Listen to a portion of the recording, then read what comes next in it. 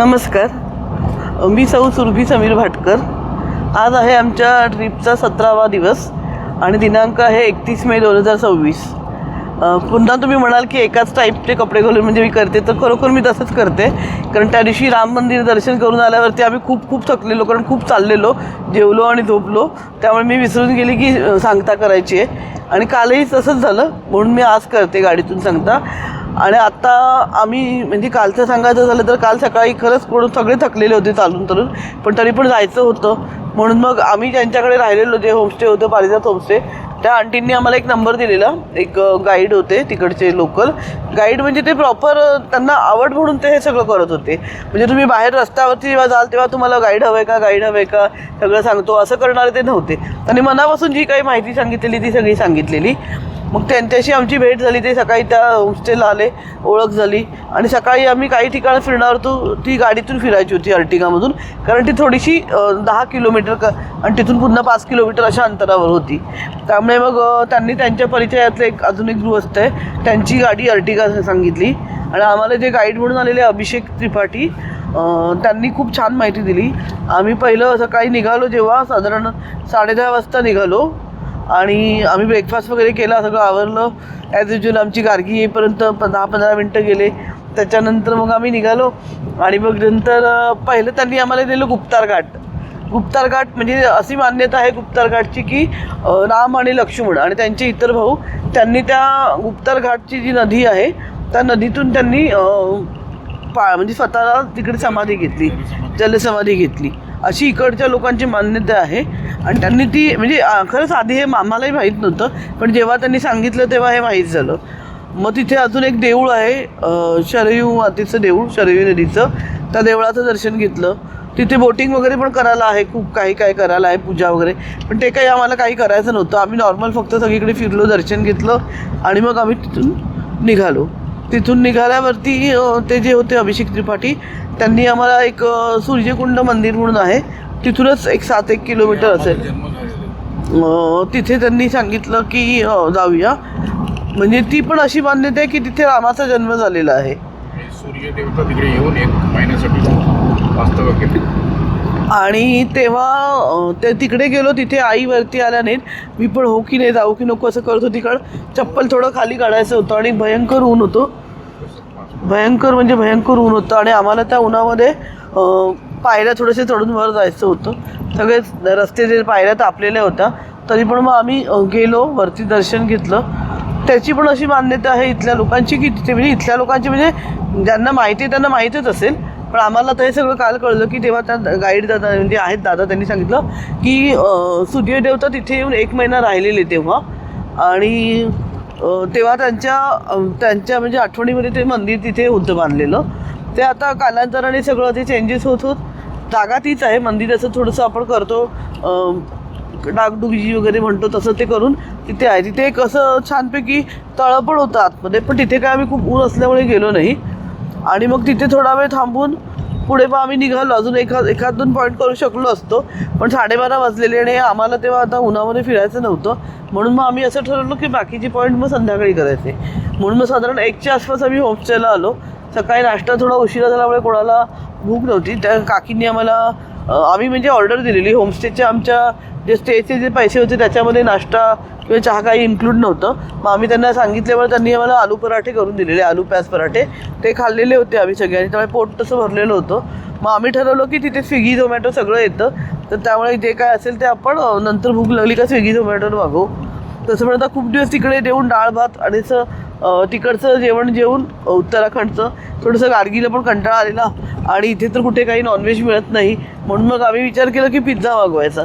म्हणून मग काल आम्ही तिथून स्विगी झोमॅटोवरून पिझ्झा, गजाननसाठी व्हेज थाली आणि माझ्यासाठी मी फ्राईड राईस असं आम्ही मागवलेलं. तर ते घेऊन आम्ही थोडा वेळ आराम केलं. आधी वाटलेलं कोण झोपणार नाही, पण पुढच्या 5 मिनटात जेव्हा झालं झोपायला सगळे बेडरूममध्ये गेले आपापल्या रूममध्ये, फटकन सगळे झोपले. 4:30-4:45 आम्हाला जाग आली, कारण आम्हाला 5-5:15 निघायचं होतं. मग बरोबर 5:15 वाजता ते काका पुन्हा 2 ई-रिक्षा घेऊन आले, कारण आम्ही 6 जण होते, स्वतः 7, असे 7 जणांसाठी आणि कम्फर्टेबल बसायला यावं म्हणून ई-रिक्षा घेऊन आले. ते 2 ई-रिक्षामधून मग आम्ही पुन्हा फिरायला चालू केलं. तेव्हा मग आम्ही सगळ्यात पहिलं केलं, विसरली काय केलं पहिलं आम्ही, कनक महल. कनक महलचं असं आहे की माता कैकेयीनी सीतामातेच्या मुरिखाईच्या वेळेस त्यांना ते गिफ्ट दिलेलं होतं कनक महल. आणि त्याच्यामध्ये पूर्वी आणि आत्ताही म्हणतात ते लोक की वरती खूप दागदागिने वगैरे असं सगळं आहे, पण आता ते सगळं दाखवत नाहीत. 10 वर्षापूर्वी जरा ते सगळं चेंजेस झाले आणि त्याच्यामुळे आता काही ते बघायला मिळत नाही. खाली जे देऊळ आहे, खालचं तुम्ही जे वातावरण आहे ते बघू शकता.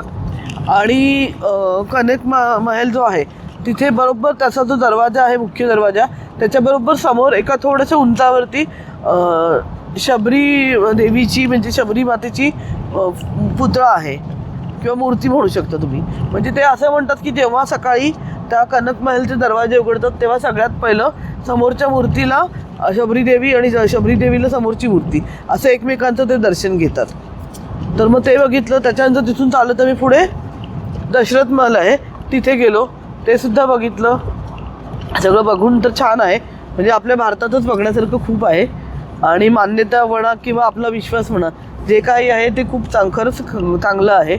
आणि हे आत्ताच्या इकडच्या किंवा प्रत्येक स्टेटच्या सगळ्या लोकांनी आपापल्या स्टेटमधले जे काही आहे जुन्या गोष्टी किंवा पौराणिक वस्तू त्या सगळ्या छान ठेवायचा प्रयत्न केलेला आहे. फक्त बाकीचं असं आहे की आपल्या टुरिस्ट लोकांच्या हातात आहे तिथे आपण किती स्वच्छता ठेवायची आणि किती काय कचरा करायचा ते. म्हणजे बघितलं आम्ही काल पण किती जण म्हणजे असं आहे अस्वच्छतेचं प्रमाण तर आहे, पण ते सगळं आपल्याला सुद्धा मेंटेन करता आलं पाहिजे ना की आपण काय कुठे करतोय कुठे वागतोय ते.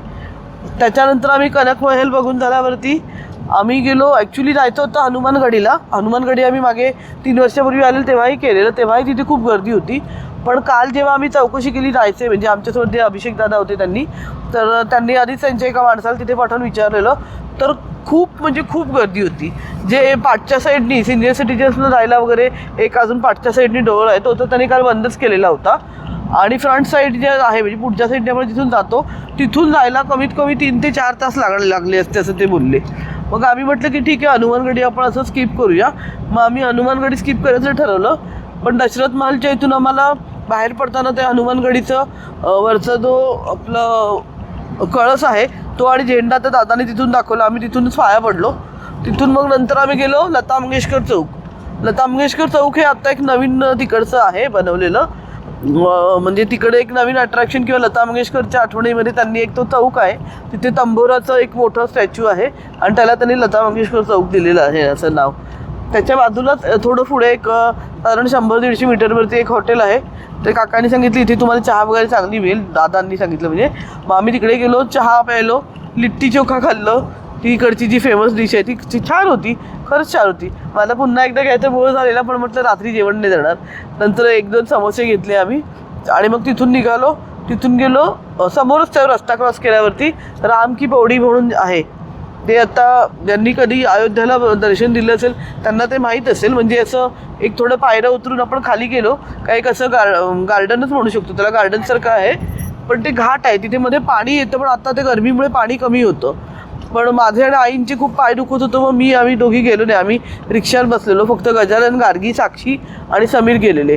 ते राम की पौडी बघून पुढे नवीन शरयू घाट जो आहे तिथे गेले. तिथे शरयू घाटाची जी आरती आहे ती पण त्यांनी केली. तिथे काही मोबाईलचं बंधन नव्हतं त्यामुळे साक्षीने आम्हाला तिथून व्हिडिओ कॉल करून एक 2-3 मिनटासाठी आरती पण दाखवली आईंना आणि मला. आमचा जो ग्रुप आहे त्याच्यावर तिने व्हिडिओ कॉल केलेला. आणि त्याच्यानंतर मग आम्ही गाडीतच होतो बसलेलो. हे तिघं आले नंतर खूप वेळाने, 4 जण खूप वेळाने आले. पण तेव्हा सगळ्यांचा स्टॅमिना पण गेलेला आणि 8 वाजून गेले ना.